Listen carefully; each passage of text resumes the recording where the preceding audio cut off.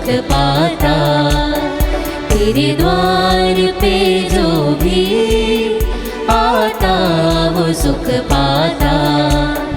तेरे नाम को जो भी दिन रात गाता है, जीवन के हर पल में वरदान पाता है, वरदान पाता है।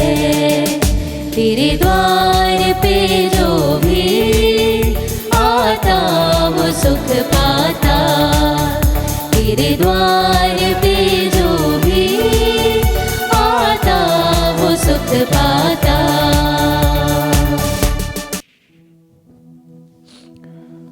पिता, पुत्र और पवित्र आत्मा के नाम पर आमीन। हमारे प्रभु यीशु ख्रिस्त की कृपा, ईश्वर का प्रेम तथा पवित्र आत्मा का साहचर्य आप सबों को प्राप्त हो और आपकी आत्मा के साथ। प्रभु यीशु ख्रिस्त में मेरे प्यारे भाई और बहनों, मैं आप सभी का स्वागत करता हूं। आज पवित्र कलीसिया संत थॉमस एक्विनास का पर्व मनाती है। संत थॉमस एक्विनास कलीसिया के धर्माचार्य के रूप में जाने जाते हैं, पुरोहित धर्माचार्य के रूप में।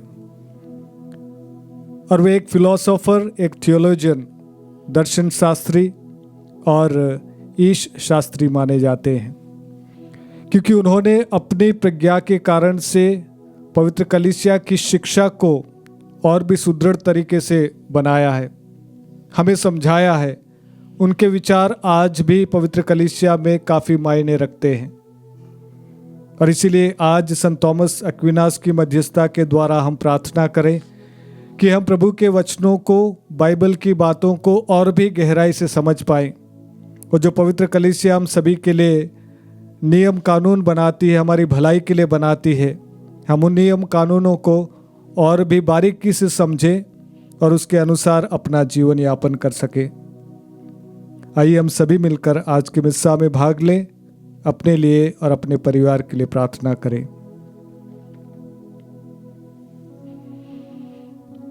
भाई और बहनों, हम अपने पापों को स्वीकार करें ताकि यह पवित्र बलि चढ़ाने के योग्य बन जाए। हे भाइयों बहनों, मैं सर्वशक्तिमान ईश्वर और आप लोगों के सामने स्वीकार करती हूँ कि मैंने मन, वचन और कर्म से तथा अपना कर्तव्य पूरा न करने से, अपने कसूर से, अपने भारी कसूर से घोर पाप किया है। इसलिए मैं नित्य कुंवारी धन्य मरियम से, सब स्वर्गदूतों, संतों और आप लोगों से, हे भाई और बहनों, विनती करती हूँ कि आप लोग मेरे लिए प्रभु ईश्वर से प्रार्थना करें। सर्वशक्तिमान ईश्वर हम लोगों पर दया करे और हमारे पाप क्षमा कर हमको अनंत जीवन प्रदान करे। आमीन। हे प्रभु दया कर, हे प्रभु दया कर, हे ख्रिस्त दया कर, हे ख्रिस्त दया कर, हे प्रभु दया कर, हे प्रभु दया कर। हम प्रार्थना करें। हे ईश्वर, तूने संत थॉमस एक्विनास के हृदय में पवित्रता और ईश्वरीय ज्ञान के लिए अपूर्व उत्कंठा उत्पन्न की थी।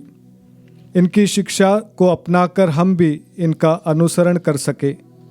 ये वर दे हमारे प्रभु तेरे पुत्र यीशु ख्रिस्त के द्वारा, जो तेरे तथा पवित्र आत्मा के संग एक ईश्वर होकर युगानुग जीते और राज्य करते हैं। आमीन।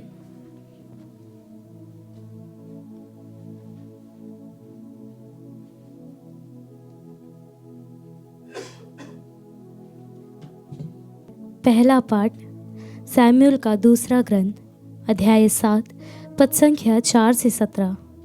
मैं तुम्हारे पुत्र को तुम्हारा उत्तराधिकारी बनाऊंगा और उसका राज्य बनाए रखूंगा। प्रभु की वाणी नातान को यह कहते हुए सुनाई पड़ी, मेरे सेवक दाऊद के पास जाकर कहो, प्रभु यह कहता है, तुम मेरे लिए मंदिर बनवाना चाहते हो। जिस दिन मैं इज़राइलियों को मिस्र देश से निकाल लाया, उस दिन से आज तक मैंने किसी भवन में निवास नहीं किया। मैं तंबू में रहा, उनके साथ भ्रमण करता रहा। जब तक मैं इज़राइलियों के साथ भ्रमण करता रहा, मैंने कभी किसी से यह नहीं कहा, तुम मेरे लिए देवदार का मंदिर क्यों नहीं बनाते हो। मैंने किसी न्यायकर्ता से, जिसे मैंने अपनी प्रजा चराने के लिए नियुक्त किया था, ऐसा निवेदन नहीं किया।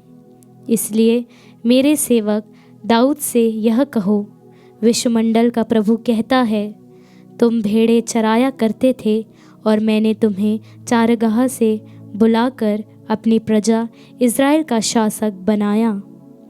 मैंने तुम्हारे सब कार्यों में तुम्हारा साथ दिया और तुम्हारे सामने तुम्हारे सब शत्रुओं का सर्वनाश कर दिया है। मैं तुम्हें संसार के सबसे महान पुरुषों की जैसी ख्याति प्रदान करूँगा। मैं अपनी प्रजा इज़राइल के लिए भूमि का प्रबंध करूँगा और उसे बसाऊँगा। वह वहाँ सुरक्षित रहेगी। कुकर्मी उस पर अत्याचार नहीं कर पाएंगे।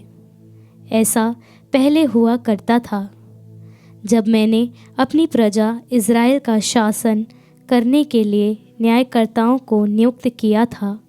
मैं उसे उसके सब शत्रुओं से छुड़ाऊंगा। प्रभु तुम्हारा वंश सुरक्षित रखेगा। जब तुम्हारे दिन पूरे हो जाएंगे और तुम अपने पूर्वजों के साथ विश्राम करोगे, तो मैं तुम्हारे पुत्र को तुम्हारा उत्तराधिकारी बनाऊंगा और उसका राज्य बनाए रखूंगा। वह मेरे आदर में एक मंदिर बनवाएगा और मैं उसका सिंहासन सदा के लिए सुदृढ़ बना दूंगा। मैं उसका पिता होऊंगा और वह मेरा पुत्र होगा। यदि वह बुराई करेगा तो मैं उसे दूसरे लोगों की तरह भेंट और कोड़ों से दंडित करूंगा, किंतु मैं उस पर से अपनी कृपा नहीं हटाऊंगा, जैसा कि मैंने साउल के साथ किया, जिसे मैंने तुम्हारे लिए ठुकराया। इस तरह तुम्हारा वंश और तुम्हारा राज्य मेरे सामने बना रहेगा और उसका सिंहासन अनंत काल तक सुदृढ़ रहेगा। नातान ने दाऊद को ये सब बातें और यह सारा दृश्य बताया। प्रभु की वाणी। ईश्वर को धन्यवाद। भजन अनुवाक्य। मेरी कृपा उस पर बनी रहेगी। मेरी कृपा उस पर बनी रहेगी। मैं अपने कृपा पात्र को प्रतिज्ञा दे चुका हूँ। मैंने शपथ खाकर अपने सेवक दाऊद से कहा, मैं तुम्हारा वंश सदा सर्वदा के लिए स्थापित करूँगा। तुम्हारा सिंहासन युग युगों तक सुदृढ़ बनाए रखूँगा। अनुवाक्य। मेरी कृपा उस पर बनी रहेगी। वह मुझसे यह कहेगा, तू ही मेरा पिता, मेरा ईश्वर तथा मेरा उद्धारक है। मैं उसे अपना पहलौटा मानूंगा और उसे पृथ्वी के राजाओं का अधिपति बनाऊंगा। अनुवाक्य। मेरी कृपा उस पर बनी रहेगी। मेरी कृपा उस पर बनी रहेगी। मेरी प्रतिज्ञा उसके लिए चिरस्थायी है। मैं उसका वंश सदा ही बनाए रखूँगा। उसका सिंहासन स्वर्ग की तरह चिरस्थायी होगा। अनुवाक्य। मेरी कृपा उस पर बनी रहेगी। जय घोष। हालेलुया। बीज ईश्वर का वचन है, बोने वाला मसीहा है। जो उन्हें पाता है वह अनंत काल तक बना रहता है। हालेलुया। प्रभु आप लोगों के साथ हो और आपकी आत्मा के साथ। संत मार्कुस के अनुसार पवित्र सुसमाचार। हे प्रभु तेरी महिमा हो। संत मार्कुस अध्याय 4 पद 1 से लेकर 20 तक। किसी दिन यीशु समुद्र के किनारे शिक्षा देने लगे और उनके पास इतनी भीड़ इकट्ठी हो गई कि वह समुद्र में एक नाव पर जा बैठे। वो सारी भीड़ समुद्र के तट पर बनी रही। उन्होंने दृष्टांतों में उन्हें बहुत सी बातों की शिक्षा दी। शिक्षा देते हुए उन्होंने कहा, सुनो, कोई बोने वाला बीज बोने निकला। बोते बोते कुछ बीज रास्ते के किनारे गिरे और आकाश के पक्षियों ने आकर उन्हें चुग लिया। कुछ बीज पथरीली भूमि में गिरे, जहां उन्हें अधिक मिट्टी नहीं मिली। वे जल्दी ही उग गए, क्योंकि उनकी मिट्टी गहरी नहीं थी। सूरज चढ़ने पर वे झुलस गए और जड़ ना होने के कारण सूख गए। कुछ बीज कांटों में गिरे और कांटों ने बढ़कर उन्हें दबा दिया, इसीलिए वे फल नहीं लाए। कुछ बीज अच्छी भूमि में गिरे, वे उगकर फले फूले और 3 गुना या 60 गुना या 100 गुना फल लाए। अंत में उन्होंने कहा, जिसके सुनने के कान हो वह सुन ले। यीशु के अनुयायियों और 12 ने एकांत में उनसे दृष्टांतों का अर्थ पूछा। यीशु ने उत्तर दिया, तुम लोगों को ईश्वर के राज्य का भेद जानने का वरदान दिया गया है। बाहर वालों को दृष्टांत ही मिलते हैं, जिससे वे देखते हुए भी नहीं देख पाते और सुनते हुए भी नहीं समझ पाते। कहीं ऐसा ना हो कि वे मेरी ओर लौट आए और मैं उन्हें क्षमा प्रदान करूं। यीशु ने उनसे कहा, क्या तुम लोग यह दृष्टांत नहीं समझते? तो सब दृष्टांतों को कैसे समझोगे? बोने वाला वचन बोता है। जो रास्ते के किनारे है, जहाँ वचन बोया जाता है, ये वे लोग हैं जिन्होंने सुना है, परंतु शैतान तुरंत ही आकर वह वचन जो उनके हृदय में है बोया गया था ले जाता है। इस प्रकार जो पथरीली भूमि में बोए जाते हैं, ये वे लोग हैं जो वचन सुनते ही उसे प्रसन्नता से ग्रहण करते हैं, किंतु उनमें जड़ नहीं है और वे थोड़े ही दिन दृढ़ रहते हैं। वचन के कारण संकट या अत्याचार आ पड़ने पर वे तुरंत विचलित हो जाते हैं। दूसरे बीज कांटों में बोए जाते हैं। ये वे लोग हैं जो वचन सुनते हैं, परंतु संसार की चिंताएं, धन का मोह और अन्य वासनाएं उनमें प्रवेश कर वचन को दबा देती है और वे फल नहीं लाते हैं। जो अच्छी भूमि में बोए गए हैं, ये वे लोग हैं जो वचन सुनते हैं, उन्हें ग्रहण करते हैं और फल लाते हैं, कोई 30 गुना, कोई 60 गुना और कोई 100 गुना। यह प्रभु का पवित्र सुसमाचार है। हे क्रिस्त, तेरी स्तुति हो। क्रिस्त में प्रिय भाई और बहनों, दुनिया में अगर आज का परिवेश देखा जाए, अगर चारों ओर हम नजरें दौड़ाएं, तो बड़ी आश्चर्यजनक घटनाएं हमारे सामने पेश होती है। और जब कभी भी मैं इन घटनाओं पर विचार करता हूं, तो कभी आश्चर्य में पड़ जाता हूं। मनुष्य के दिमाग में यह विचार कब से और कैसे उत्पन्न हुआ कि ईश्वर मंदिर में रहता है? क्योंकि इतिहास गवाह है, जब कभी भी मनुष्यों ने ईश्वर के लिए ऊंची ऊंची इमारतें बनाई, जिन्हें शायद उन्होंने मंदिर का नाम दिया, गिरजाघरों का नाम दिया, गुरुद्वारों का नाम दिया, दरगाह का नाम दिया, इतिहास गवाह है कि वहाँ से ईश्वर गायब हो जाता है।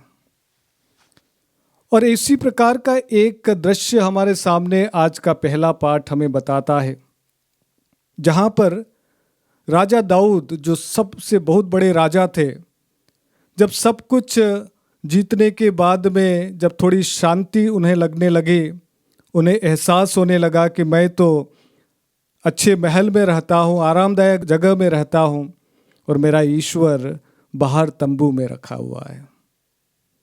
और अचानक से उसके मन में एक आइडिया आया। उसने कहा कि मैं मेरे ईश्वर के लिए एक भव्य मंदिर बनाऊंगा।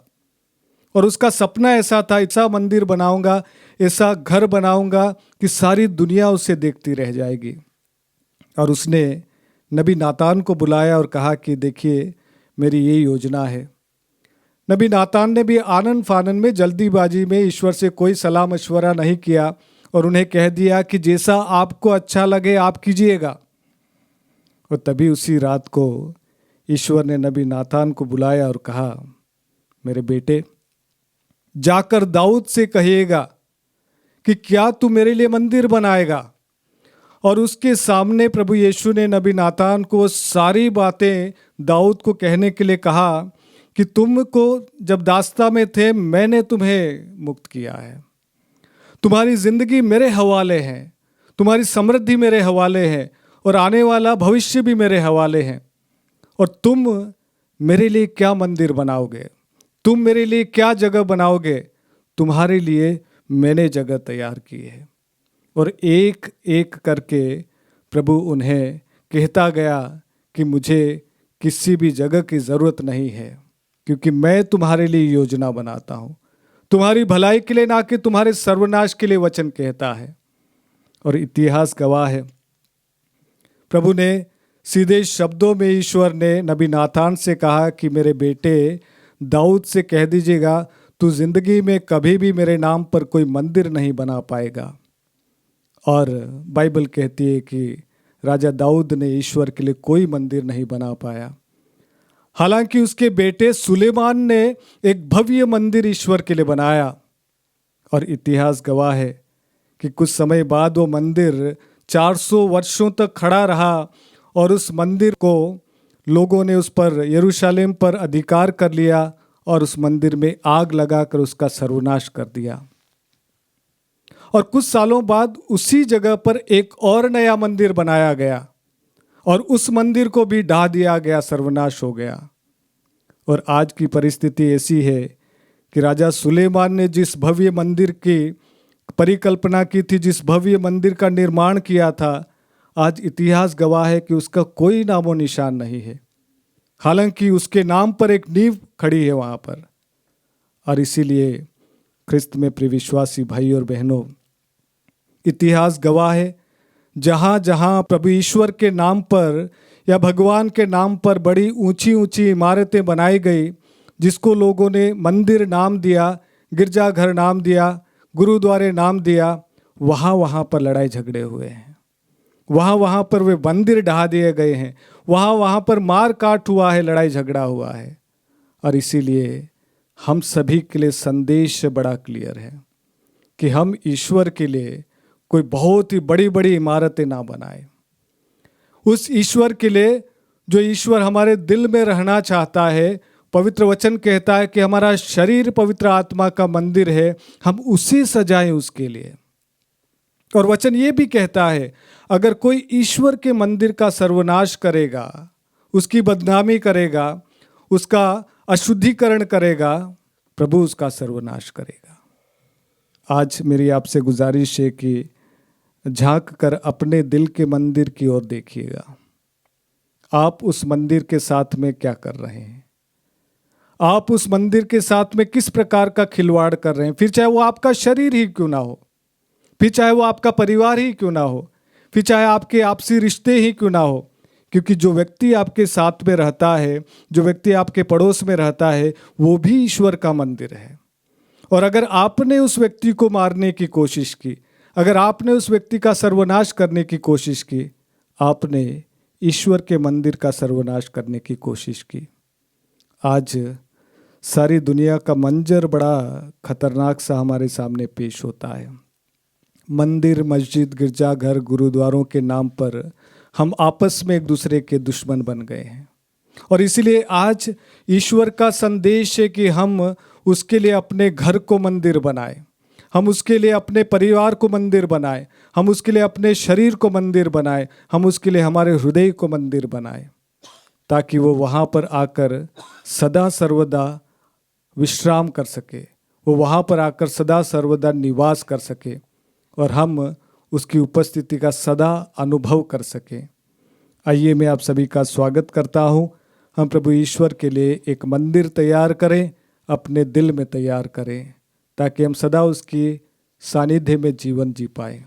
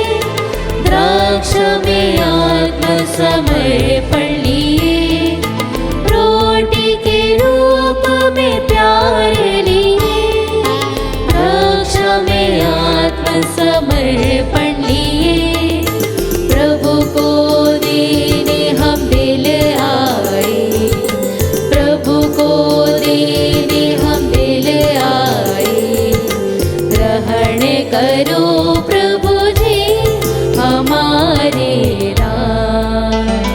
थाली पर रोटी कटोरे में दाखरस ले हम प्रभु के घर आए।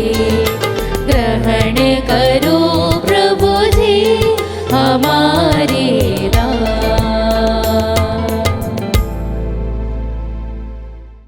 भाइयों और बहनों, प्रार्थना कीजिए कि सर्वशक्तिमान पिता ईश्वर मेरा और आप लोगों का यह बलिदान ग्रहण करे। प्रभु अपने नाम की स्तुति तथा महिमा के लिए और हमारे तथा अपने समस्त पवित्र कलीसिया के लाभ के लिए आपके हाथों से यह बलिदान स्वीकार करे। हे प्रभु, हमारे दान ग्रहण कर और इन्हें पवित्र कर दे। इनके द्वारा हम अनंत जीवन प्राप्त कर सके। यह प्रार्थना स्वीकार कर हमारे प्रभु ख्रिस्त के द्वारा। आमीन। प्रभु आप लोगों के साथ हो और आपकी आत्मा के साथ। प्रभु में मन लगाइए। हम प्रभु में मन लगाए हुए हैं। हम अपने प्रभु ईश्वर को धन्यवाद दें। यह उचित और न्याय संगत है। हे प्रभु पवित्र पिता, सर्वशक्तिमान और शाश्वत ईश्वर, ये वास्तव में उचित और न्याय संगत है। हमारा कर्तव्य तथा कल्याण है कि हम सदा और सर्वत्र तुझे धन्यवाद दें। तुझे हमारी प्रशंसा की कोई आवश्यकता नहीं। यह तेरा वरदान ही है कि हम तुझे अपनी कृतज्ञता प्रकट करें। हमारे स्तुतिगान तेरी महिमा की वृद्धि नहीं करते, बल्कि हमारे प्रभु यीशु ख्रिस्त के द्वारा हमारी मुक्ति में सहायक अवश्य सिद्ध होते हैं। इसीलिए स्वर्गदूतों की मंडली के स्वर में स्वर मिलाकर आनंद की उमंग में हम तेरा स्तुतिगान गाते हैं।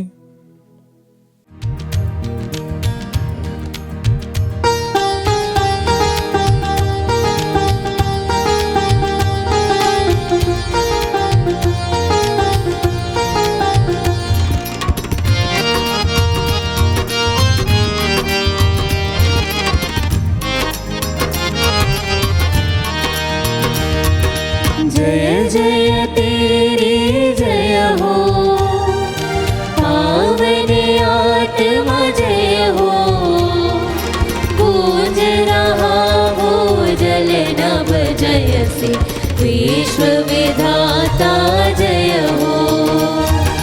गोचर हो या गोचर, नभ में हो भूतल पर, जग का अगुआ तू परमेश्वर, अखिलेश्वर की जय हो। तू है दया का सागर, है प्रेम शांति करुणा कर। ईशु पिता पावन आत्मा तीनों की जय जय जय हो।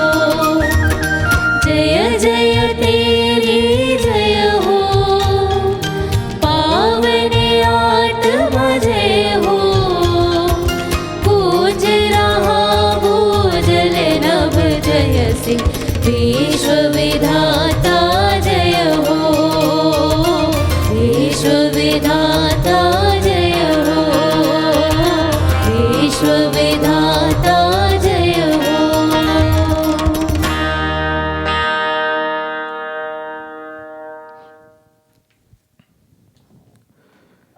हे प्रभु, तू वास्तव में पवित्र है, सारी पवित्रता का स्रोत है।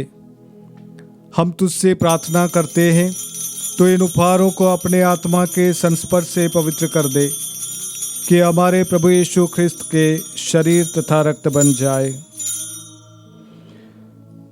जब ये स्वच्छता से मृत्यु के लिए सौंपे गए, उन्होंने रोटी ली, तुझे धन्यवाद दिया और रोटी तोड़कर उसे अपने शिष्यों को देते हुए कहा, तुम सब इससे लो और इसमें से खाओ, क्योंकि यह मेरा शरीर है जो तुम्हारे लिए बलि चढ़ाया जाएगा।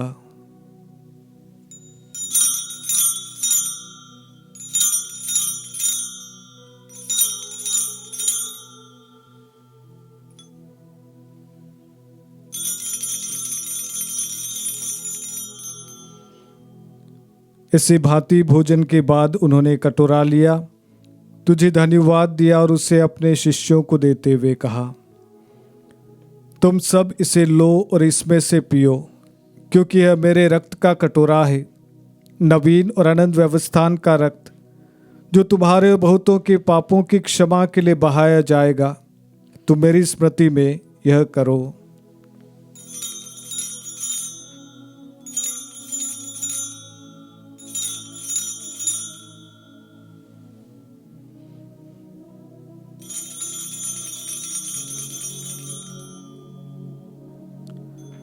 विश्वास का रहस्य। हे प्रभु, हम तेरी मृत्यु तथा पुनरुत्थान की घोषणा तेरे पुनरागमन तक करते रहेंगे। इसलिए हे प्रभु, हम क्रिस्त की मृत्यु और पुनरुत्थान की स्मृति में तुझे जीवन की रोटी और मुक्ति का कटोरा चढ़ाते हैं। हम तुझे धन्यवाद देते हैं कि तूने हमें अपने सम्मुख उपस्थित होने और अपनी सेवा करने का सौभाग्य प्रदान किया है। हमारा नम्र निवेदन है कि हम सब क्रिस्त का शरीर और रक्त ग्रहण करके पवित्र आत्मा के द्वारा एकता के सूत्र में बंधे रहें। हे प्रभु, हमारे संत पिता लियो, हमारे धर्माध्यक्ष थॉमस और सभी याजकों के साथ विश्व भर में फैली अपनी कलीसिया की सुधि ले तथा इसे प्रेम में सिद्ध बना दे। हमारे उन भाई बहनों की भी सुधि ले जो पुनरुत्थान की आशा में परलोक सिधार चुके हैं। उन्हें और सभी मृतकों को अपने दर्शन का सौभाग्य प्रदान कर हम सब पर दया दृष्टि डाल कि हम भी अनंत जीवन के सहभागी बने।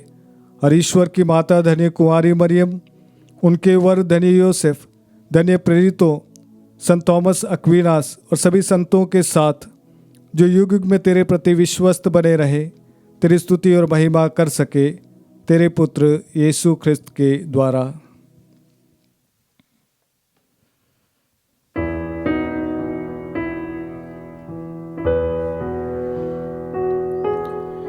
इन्हें प्रभु क्रिस्त के द्वारा, इन्हीं के साथ और इन्हीं में, हे सर्वशक्तिमान पिता ईश्वर, पवित्र आत्मा के साथ सारा तथा सम्मान युगानुयुग तेरा ही है।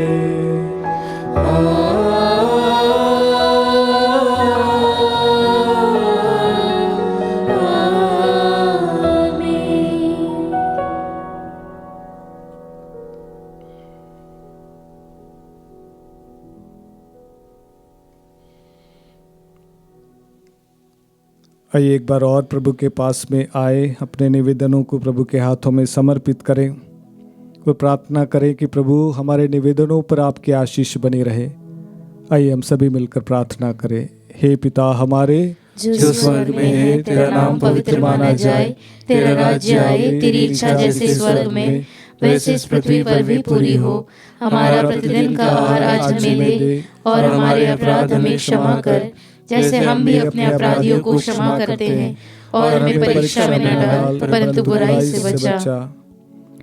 हे प्रभु, हम तुझसे प्रार्थना करते हैं, सभी बुराइयों से हमें बचा और इस जीवन में हमें कृपापूर्वक शांति प्रदान कर। हम तेरी दया से सदा पाप से दूर और हर विपत्ति से सुरक्षित रहें और उस दिन की प्रतीक्षा करते रहें जब हमारे मुक्तिदाता यीशु ख्रिस्त फिर आकर हमारी धन्य आशा पूरी करेंगे। क्योंकि तेरा राज्य, तेरा सामर्थ्य और तेरी महिमा अनंत काल तक बनी रहती है। हे प्रभु यीशु ख्रिस्त, तूने अपने प्रेरितों से कहा है, मैं तुम्हारे लिए शांति छोड़ जाता हूँ, अपनी शांति तुम्हें प्रदान करता हूँ। तू हमारे पापों पर नहीं, अपनी कलीसिया के विश्वास पर दृष्टि डाल और कृपापूर्वक उसी शांति तथा एकता प्रदान कर। तू युगानुग जीता और राज्य करता है। आमीन। प्रभु की शांति सदा आप लोगों के साथ हो और आपकी आत्मा के साथ। आइए हम परस्पर प्रेम भाव रखें। हे ईश्वर के मेमने, तू संसार के पाप हर लेता है, हम पर दया कर। हे ईश्वर के मेमने, तू संसार के पाप हर लेता है, हम पर दया कर। हे ईश्वर के मेमने, तू संसार के पाप हर लेता है, हमें शांति प्रदान कर।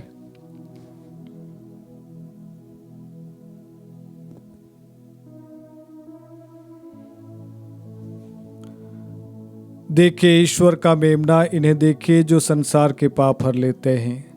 धन्य हम सब जो इस भोज में बुलाए जाते हैं। हे प्रभु, मैं इस योग्य नहीं हूँ कि तू मेरे यहाँ आए, किंतु एक ही शब्द कह दे और मेरी आत्मा चंगी हो जाएगी।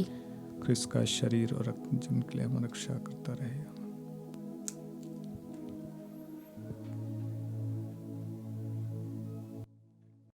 हे मेरे प्रभु यीशु, मैं सारे हृदय से विश्वास करती हूँ कि आप पवित्र यूकरिस्ती संस्कार में उपस्थित हैं।